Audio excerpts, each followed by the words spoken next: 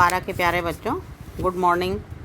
बच्चों, वेस्ट अर्थशास्त्र एक परिचय नामक बुक से बच्चों आज हम लोग जो है दूसरा अध्याय उपभोक्ता के व्यवहार का सिद्धांत नामक अध्याय का अध्ययन करेंगे। इसमें हम उपयोगिता का अर्थ व परिभाषा के बारे में जानेंगे कि किसे कहते हैं उपयोगिता का अर्थ व परिभाषा। इसी पर उपभोक्ता का व्यवहार और सिद्धांत जो है आधारित है। बच्चों, उपभोक्ता का व्यवहार और सिद्धांत।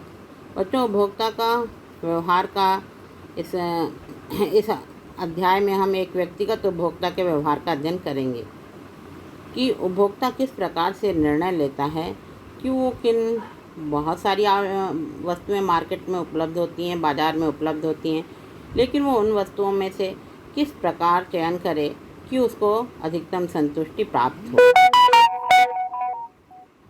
और वो चयन करते समय दो चीज़ों का बच्चों ध्यान रखता है विभिन्न वस्तुओं में से। किस किस चीज़ का? वस्तु की कीमत और अपनी आय, यानी कि उसके पास जो उपलब्ध पैसा है और वस्तु की कीमत, इन दोनों को वो ध्यान में रख करके बाज़ार में उपलब्ध वस्तुओं में से निर्धारित करता है कि उसे किस चीज़ का क्रय करना है। क्योंकि अगर कोई बहुत महंगी वस्तु अगर उसने खरीद ली है तो शायद उसे इस चीज़ का कष्ट हो कि मुझे ये वस्तु महंगी मिली और उसको मिलने वाली उपयोगिता कम हो जाए।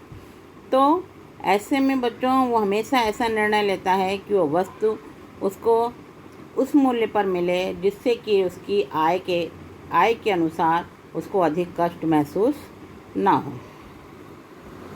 तो बच्चों, उपभोक्ता की जो व्यवहार की अवधारणा है वो इसी पर आधारित है कि जो मनुष्य है वो एक विवेकशील प्राणी है और वो जो आर्थिक क्रियाएं करता है उसका उद्देश्य यही होता है कि वो ज़्यादा से ज़्यादा आय प्राप्त करे और उस आय से ज़्यादा संतुष्टि प्राप्त करे। वस्तुओं को क्रय करके, सेवाओं को क्रय करके अधिकतम संतुष्टि प्राप्त करे और वो अपने विवेक से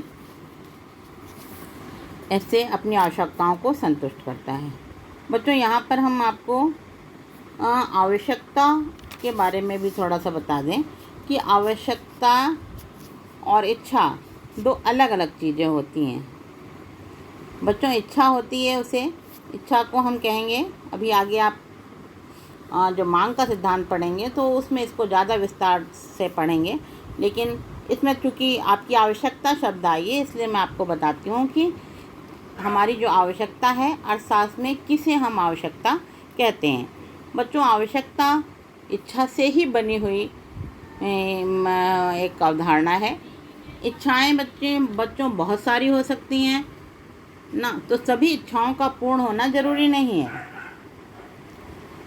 इच्छाएं जो है हम बहुत सारी इच्छाएं कर सकते हैं, जो भी हमारे मन में आता है हम इस चीज़ का प्रयोग करें, इस चीज़ का प्रयोग करें, ये ऐसा हो जाए, वो वैसा हो जाए, तो ये हो गया इच्छा।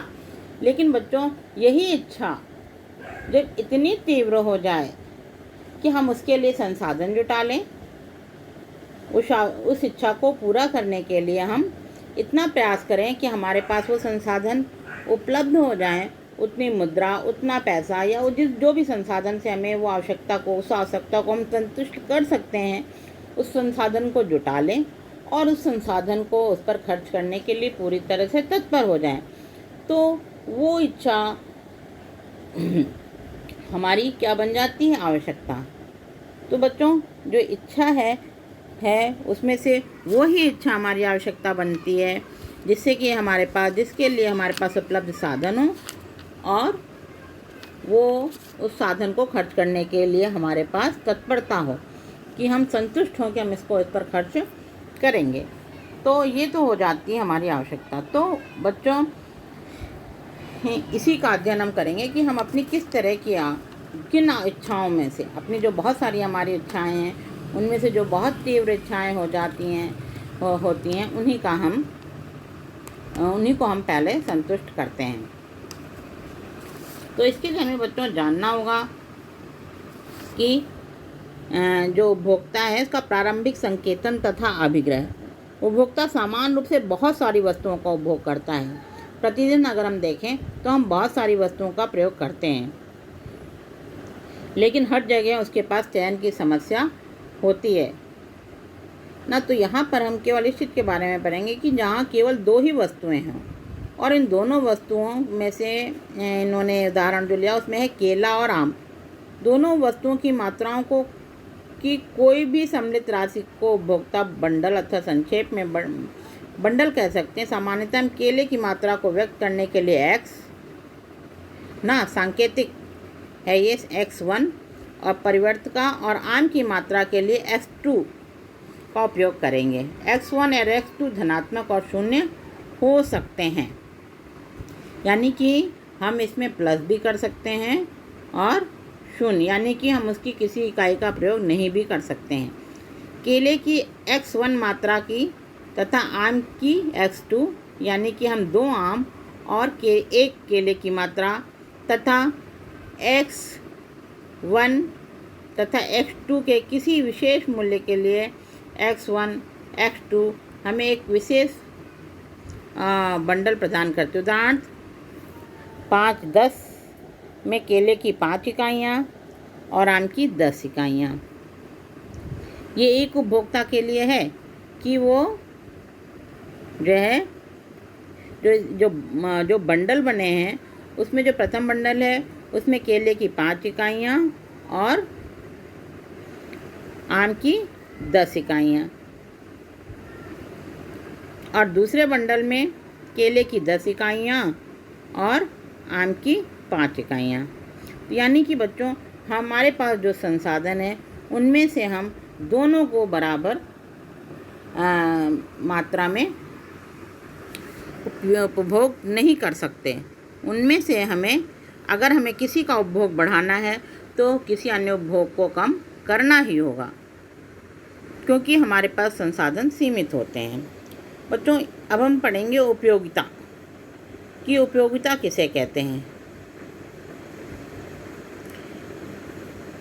बच्चों उपयोगिता का अर्थ होता है तुष्टिगुण। अर्थशास्त्र की भाषा में इसे हम तुष्टिगुण कहते हैं और ये किसी वस्तु की उपयोगिता में निहित रहता है। किसी भी वस्तु में पाया जाने वाला उपयोगिता जिसके के कारण हम उस वस्तु को क्रय करते हैं, जो हमारी आवश्यकताओं को संतुष्ट करने की जो क्षमता होती है उसी को उपयोगिता कहते हैं। जैसे उदाहरणार्थ आप लीजिए रोटी, उसमें क्या क्षमता होती है, हमारी भूख को शांत करने की क्षमता होती है।